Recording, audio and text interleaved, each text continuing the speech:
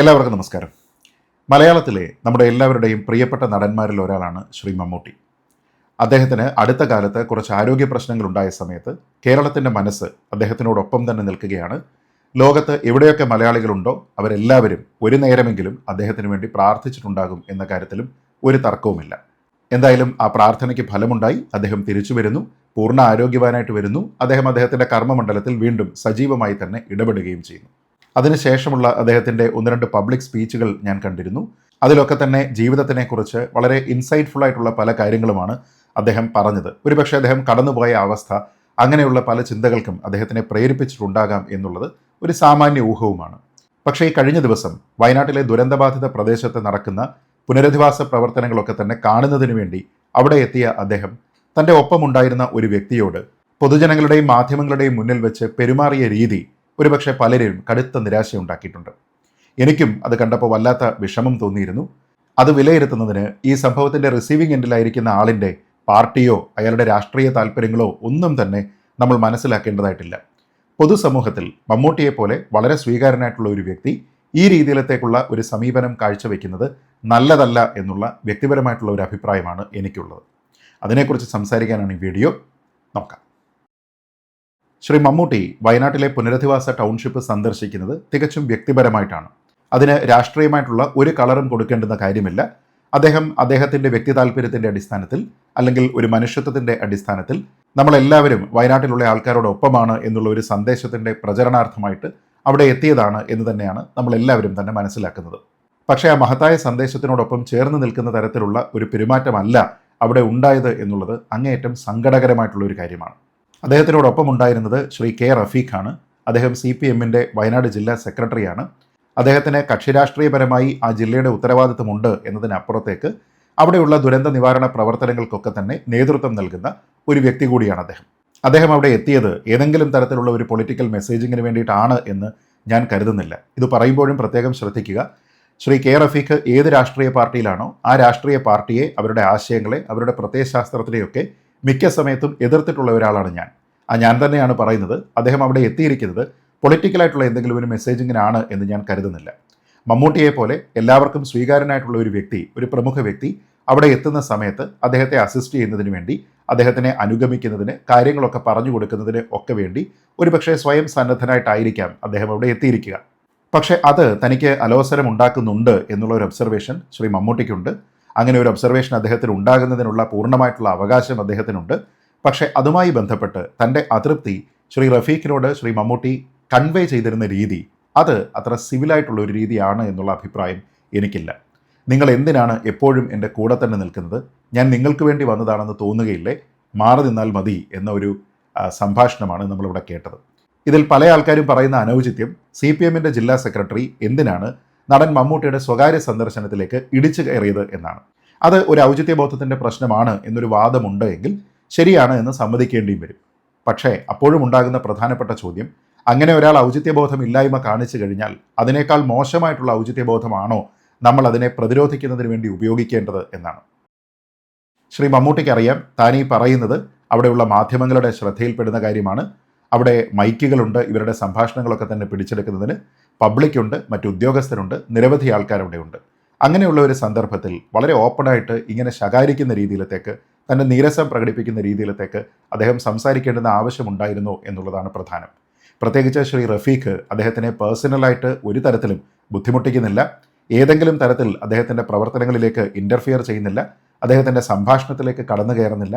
അങ്ങനെ ഒരു തരത്തിലുള്ള ബുദ്ധിമുട്ടും ശ്രീ റഫീഖ് അവിടെ ഉണ്ടാക്കുന്നില്ല എന്നുള്ളത് പ്രധാനമാണ്. അപ്പോൾ പൂർണ്ണമായിട്ടും അദ്ദേഹത്തിനെ സഹായിക്കുക എന്നുള്ള ഉദ്ദേശത്തോടു കൂടി ഒരുപക്ഷെ പാർട്ടി ആവശ്യപ്പെട്ടിട്ടോ അല്ലെങ്കിൽ സ്വയമായിട്ടോ ഒക്കെ തന്നെ അവിടെ വന്ന ഒരു വ്യക്തിയാണ് ശ്രീ റഫീഖ്.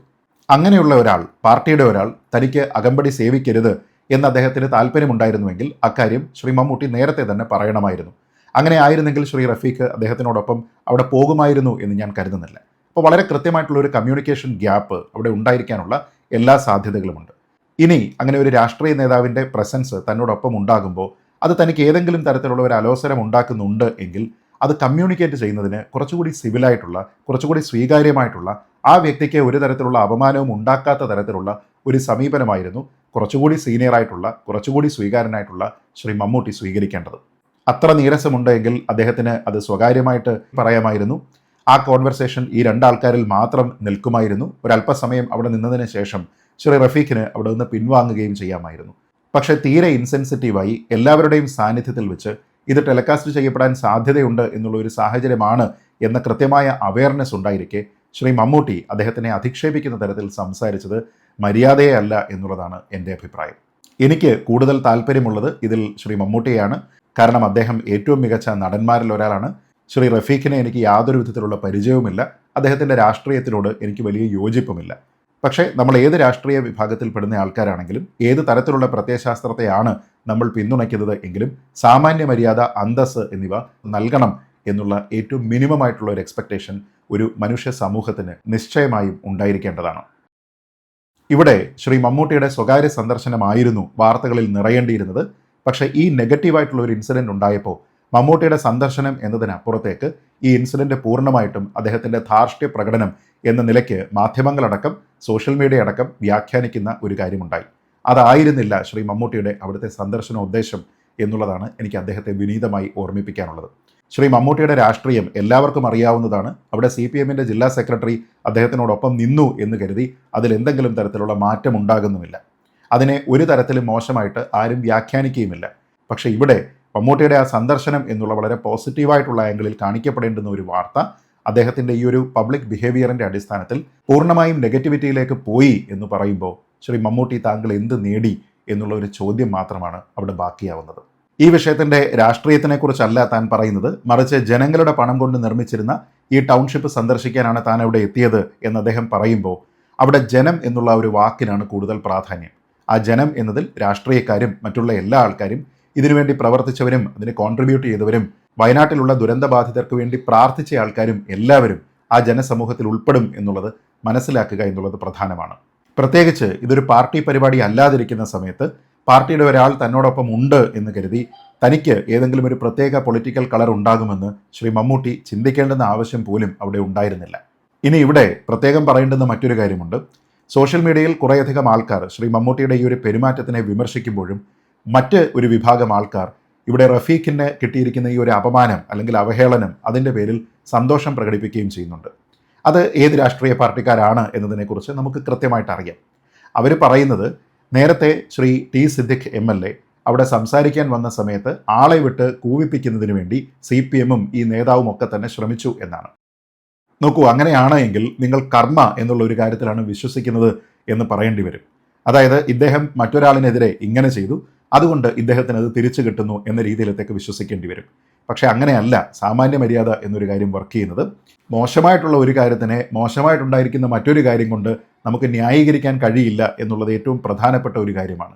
കോൺഗ്രസിൻ്റെ ഒരു നേതാവ് പ്രസംഗിക്കുന്ന സമയത്ത് CPM-ൻ്റെ ഒരു നേതാവ് സ്വന്തം അണികളോട് കൂവാൻ ആവശ്യപ്പെട്ടിട്ടുണ്ട് എങ്കിൽ അത് മര്യാദയല്ല എന്ന് നിങ്ങൾക്ക് കൃത്യമായിട്ടുള്ള ബോധ്യമുണ്ട് എങ്കിൽ അതേ മര്യാദകേട് മറ്റൊരാളിനോട് കാണിക്കുന്ന സമയത്ത് അതിനെ എൻഡോഴ്സ് ചെയ്യുകയല്ല വേണ്ടത് എന്നുള്ളതാണ് സാമാന്യ മര്യാദ.